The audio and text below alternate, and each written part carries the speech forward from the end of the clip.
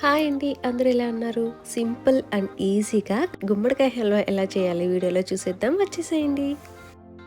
ముందుగా గుమ్మడికాయని 2 పీసెస్‌గా కట్ చేసుకొని మీకు కావాల్సిన సైజులో ముక్కలు ముక్కలుగా కట్ చేసి పక్కన పెట్టేసుకుందాం. సో, పైన తొక్కంతా ఇలా తీసేసుకోవాలి.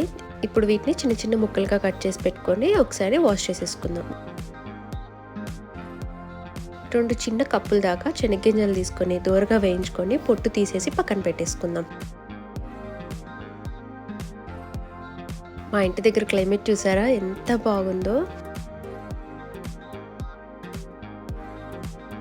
ఒక మిక్సీ జార్లోకి వేయించుకున్న పల్లీలు 4 ఇలాచీ వేసుకొని మెత్తగా పౌడర్ చేసేసుకుందాం. కడిగి పక్కన పెట్టుకున్న గుమ్మడికాయ ముక్కల్లోకి 1/2 గ్లాస్ దాకా పాలు వేసుకొని మీ స్వీట్కి తగ్గట్టు బెల్లం యాడ్ చేసుకొని కొద్దిగా నెయ్యి కూడా యాడ్ చేసుకొని మొత్తం ఒకసారి కలిపేసుకుందాం. ఇప్పుడు కుక్కర్కి మూత పెట్టేసి 3 అంటే 3 విజిల్లు రాణిస్తే సరిపోతుందండి. విజిల్ పూర్తిగా చల్లారాక మూత తీసేసి మొత్తం ఒకసారి కలిపేసుకుందాం.